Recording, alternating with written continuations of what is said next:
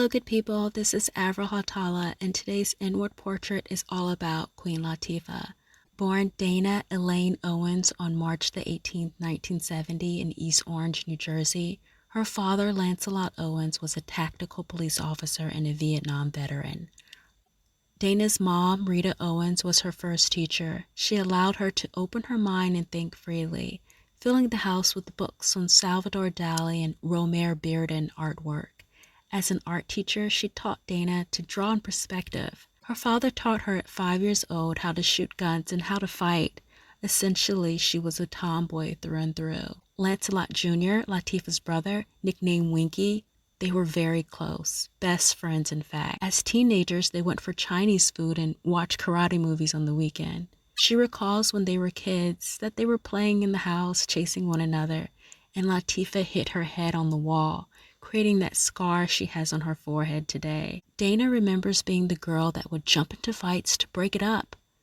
When her parents divorced when she was 9 years old, this was devastating for her. She became defiant and aggressive in school. Dana's father left the family home, but he was present in her life. Although money was tight, perhaps this is why a 15-year-old Dana found herself selling her body to a 40-year-old man for $50. She admits that she was mature for her age and hung out with an older crowd, but it left her insecure and filled with self-hate. At the age of 18, she decided that she could either listen to what people say about her or love herself. Sitting down in front of a mirror, she told herself, quote, "You are going to love yourself," and she never looked back.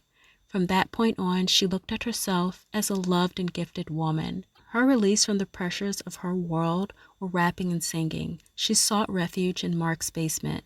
Mark was the local DJ that held sessions in his basement where other artists came to record, vibe, and harmonize. She rapped in ciphers and added feminist lyrics that gave women an image of pride and respect. During this era, Queen Latifah was born.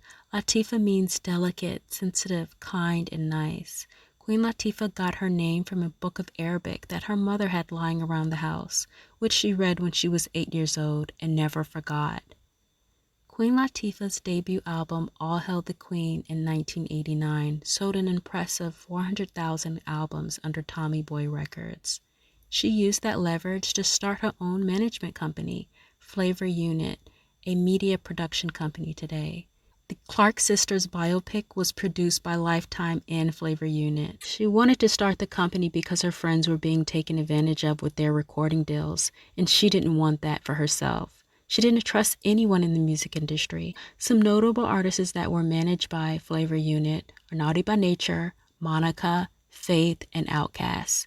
Will Smith inspired her and her partners. They thought, if he can make it from rapper to actor, so can we. As she began to progress in her rap career, she gifted her brother Lancelot, a police officer, with a motorcycle. Sadly, in 1992, Lance lost his life on that motorcycle in an accident. This pushed Latifah into a depression that she soothed with alcohol and drugs, resulting in her DUIs, speeding, and not having a permit for the gun in her car. She was carjacked at gunpoint in Harlem, where her then boyfriend and bodyguard Sean was shot in the stomach. Fortunately, he didn't die because Latifah held a cab and got him to the hospital in time. Her BMW was recovered and riddled with bullets. They truly escaped death. She had the motorcycle key from Lance's motorcycle dipped in gold, and she wore it as a necklace for years, particularly on the show Living Single. She dedicated her 1993 album Black Rain to Lancelot. It was her first platinum album. Queen Latifah's net worth is $70 million. In her January 2000 book titled Ladies First, she discussed how she threw herself into work to get out of depression.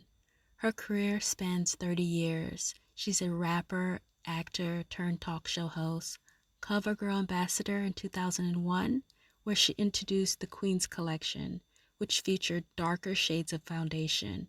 And in 2002, she became the ambassador for the second time. Her first acting job was on Spike Lee's film Jungle Fever, where she acted as a waitress.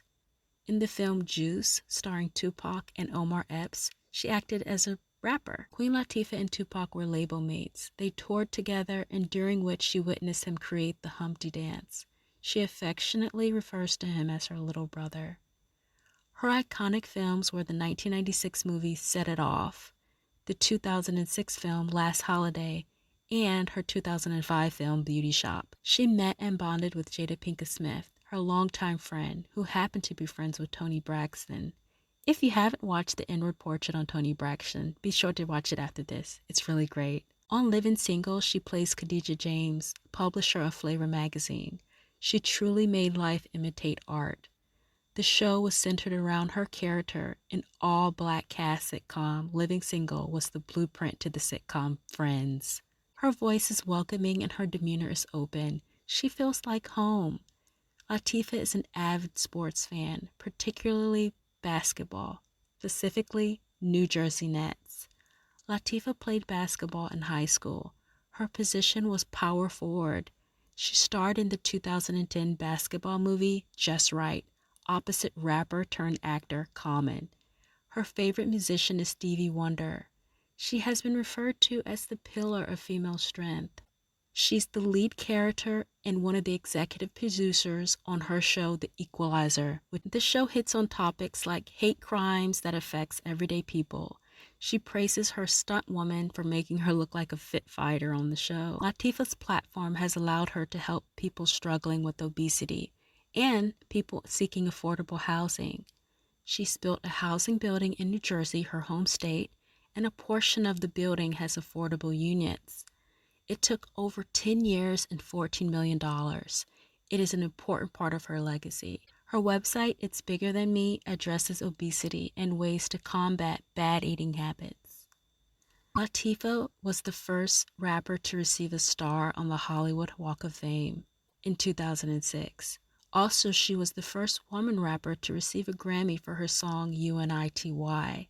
She also was nominated for an Oscar. She received a Lifetime of Achievement Award during the BET Awards in 2001, although she admits to her friend Jimmy Fallon on The Tonight Show that it was too soon for her to receive. She's easily one of the most powerful women in Hollywood, with relationships with everyone from actors, producers, comedians, network presidents, presidents' daughters, to singers, rappers, college professors, label owners, and talk show hosts. Mary J. Blige, as a new artist, recalls Latifah's acts of kindness from the first time meeting her backstage. She asked if Mary was okay after giving her a real hug. It is clear that she lifted people up as she climbed her way to the top, which is why she is so deeply celebrated today. Her favorite movie was Claudine, starring Diane Carroll, who Latifah says reminds her of her mother with the way she spoke so eloquently. Queen Latifah is bisexual, but she's notoriously private, never revealing who she's romantically involved with. However, she has dated Debbie Allen, Kendi Isaacs, Jeanette Jenkins, and is currently with Ebony Nichols, a choreographer. They started dating in 2013. At the 2016 BET Hip Hop Honors, she shouted out Ebony during her speech and ended the speech with Happy Pride. That same year, the couple got engaged. They married in 2017, and Ebony was seen with a baby bump in 2018. The pair now have a son named Rebel, born January 2019.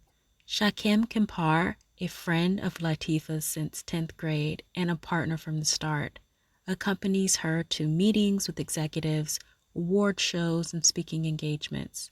Shakim protected Latifah by lying on top of her during a shootout at a nightclub where she was performing on stage in the early 90s. Queen Latifah is big on breaking open doors into business, entertainment, and empowering women. She keeps the door open while bringing another person with her on the road to success. Latifah had a talk show titled The Queen Latifah Show from 1999 to 2001. It was not as popular as hoped for, but as she often does, she revamped the show in 2014 to 2015. The show was not renewed despite the Emmy win. It's speculated that it was overshadowed by Ellen and Wendy Williams' daytime talk shows. By the way, an Inward Portrait on Wendy Williams is scheduled for August the 4th, 2022, so be sure to check it out. Queen Latifah is an American success story. Her life is a movie, and she's just as graceful, down to earth, cool, and funny as she was when she first came on the scene. She is beautiful and youthful. She looks unscathed by the Hollywood pitfalls. Family and friends are the cornerstones of her life. Everything else is secondary. She understands the power that she has as a public figure to influence the youth and culture.